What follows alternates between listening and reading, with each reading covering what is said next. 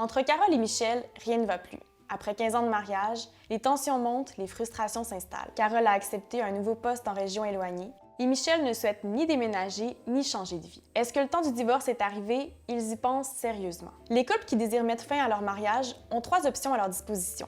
La séparation de fait, la séparation de corps et le divorce. Il y a séparation de fait lorsque les conjoints mariés se sont séparés sans officialiser devant un tribunal les modalités de leur séparation. Ce type de séparation n'entraîne aucun effet. Selon la loi, ils sont considérés comme étant toujours mariés. Les époux peuvent convenir entre eux, à l'amiable, du paiement d'une pension alimentaire ou encore d'un modèle de garde et d'accès pour les enfants. Toutefois, il est bon de noter que rien n'étant légalisé, il est difficile d'obtenir gain de cause en cas de non-respect des ententes.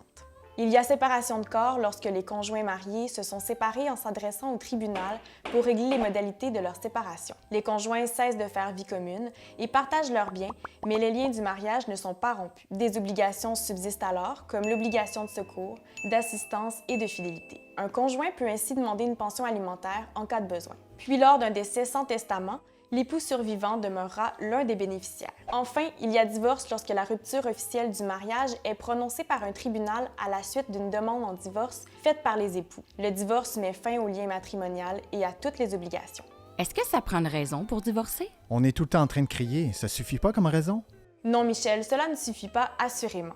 Il existe un seul motif qui permette d'obtenir le divorce, il s'agit de l'échec du mariage. Celui-ci peut être prouvé de 3 façons seulement: l'adultère, la cruauté physique ou mentale et plus communément la cessation de vie commune depuis au moins 1 an au moment où le jugement du divorce est prononcé. La rupture des liens du mariage a 2 conséquences majeures: le partage du patrimoine familial et la liquidation du régime matrimonial. À noter également que le divorce rend nulle toute désignation de l'époux à titre de bénéficiaire. Les ex-époux ne peuvent donc plus hériter l'un de l'autre sans testament.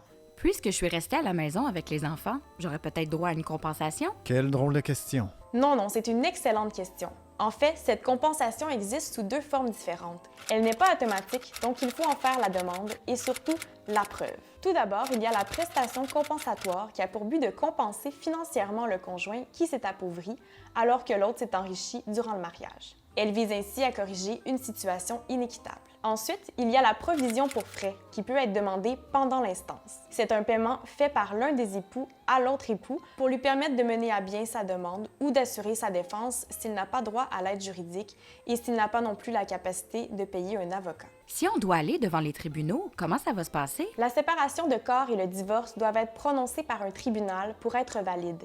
Il sera donc nécessaire d'entamer des procédures juridiques. La Cour supérieure est le tribunal compétent en la matière. Il est possible de faire une demande conjointe dans la mesure où les personnes s'entendent sur toutes les modalités de la séparation. Une demande pour mesure provisoire accompagnera souvent la procédure principale.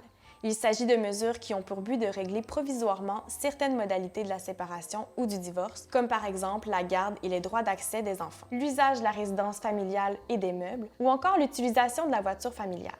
On retrouvera parfois à l'intérieur de ces mesures provisoires une demande pour ordonnance de sauvegarde quand une décision urgente est nécessaire. Le jugement de séparation de corps prendra effet immédiatement, tandis que le jugement de divorce prendra effet le 31e jour suivant son prononcé.